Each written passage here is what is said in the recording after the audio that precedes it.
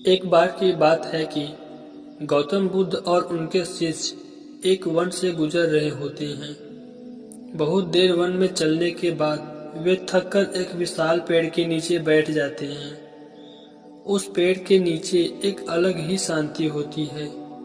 कुछ देर बीतने के बाद गौतम बुद्ध का एक शिष्य उठता है और बुद्ध जी से पूछता है कि बुद्ध, मैं आपसे एक प्रश्न पूछना चाहता हूँ। बुद्ध जी कहते हैं, पूछो, क्या प्रश्न है? वह कहता है, बुद्ध, मैंने आपको कभी दुखी नहीं देखा। आपके चेहरे पर हर समय कुछ अलग ही मुस्कुराहट रहती है जो हमें भीतर तक आनंद से भर देती है, और आपके चेहरे पर कुछ अलग प्रकार की ही चमक रहती है जो हमें दुख से कोसों दूर रखती है। पर मैं ये जानना चाहता हूँ कि मेरे भिक्षुक बनने से पहले मेरे जीवन में बहुत सारा दुख था जिसके कारण मैं भिक्षुक बना, पर मैं अभी तक नहीं जान पाया हूँ कि दुख क्या होता है। क्या आप मुझे बता सकते हैं कि वास्तव में दुख क्या है? बुद्ध जी मुस्कुराते हैं और अपने भिक्षुक से कहते हैं, दुख एक विचार से ज्यादा और कुछ नहीं है। सभी लोग बुद्ध जी की यह बात सुनकर चौंक जाते हैं और बुद्ध से पूछते हैं, किंतु विचार तो आते हैं और चले जाते हैं, पर दुख एक बार आ जाता है तो जाने का नाम ही नहीं लेता।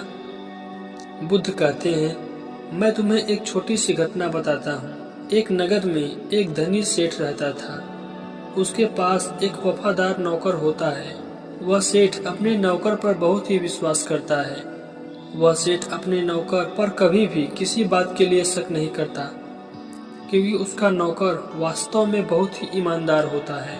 एक बार उस सेठ को किसी काम से बाहर जाना पड़ता है। 2-3 दिनों के बाद जब वह सेठ वापस लौटता है तो वह एक कीमती सामान लेकर आता है। वह उस कीमती सामान को अपने कमरे में बड़ा सजा कर रखता है और अपने नौकर से कह देता है, तुम्हें एक खास तौर पर इस चीज का ध्यान रखना है। ध्यान रहे यह टूटे नहीं। नौकर कहता है, मालिक, मैं पूरा ध्यान रखूंगा, आप चिंता न करें। अगले ही दिन नौकर पूरे घर की सफाई कर रहा होता है। सफाई करते करते वह उस कीमती चीज के पास पहुंचता है और उसकी भी सफाई करने लगता है। अचानक से सफाई करते हुए वह चीज हाथ से छूटकर नीचे गिर जाती है और टूट जाती है। सेठ यह देखकर नौकर को बहुत ही डांटता है, पर न तो उस नौकर को नौकरी से निकाल सकता है और न ही उसे पीट सकता है, क्योंकि वह उसका बहुत ही वफादार और पुराना नौकर है। इसीलिए वह डांट धमकाकर ही उसे छोड़ देता है। सेठ अपने उस कीमती चीज के बारे में सोच सोचकर बहुत ही दुखी हो जाता है। रात होती है और सेठ अपने कमरे में लेट जाता है। सेठ को नींद नहीं आ रही होती है। वह बहुत बेचैन होता है। बेचैनी के कारण सेठ अपने कमरे से बाहर निकलता है और देखता है कि उसका नौकर निश्चिंत होकर खर्राटे ले रहा होता है। वह यह देख अत्यधिक क्रोधित हो जाता है। सेठ सोचता है कि मेरी इतनी कीमती चीज को तोड़कर यह खर्राटे ले रहा है। मुझे यहाँ नींद नहीं आ रही और यह आराम से सो रहा है, पर सेठ कुछ कर भी न पाता है, क्योंकि वह उसका पुराना और वफादार नौकर होता है। सेठ अपने कमरे में वापस चला जाता है। अगले दिन सुबह सेठ सोचता है, मैं इस समस्या से कैसे निकलूं? फिर सेठ को एक तरकीब समझ में आती है। वह अपने नौकर के पास जाता है और कहता है, मुझे बहुत दुख हो रहा है, यह बताते हुए कि जो कीमती चीज कल तुमने तोड़ दी वह मैंने तुम्हारे लिए लाई थी।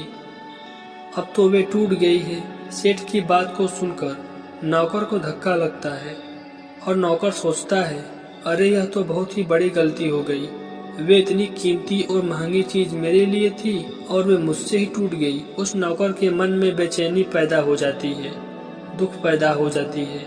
रात होती है और सेठ आराम से सोता है और वहाँ नौकर बेचैन हो रहा होता है।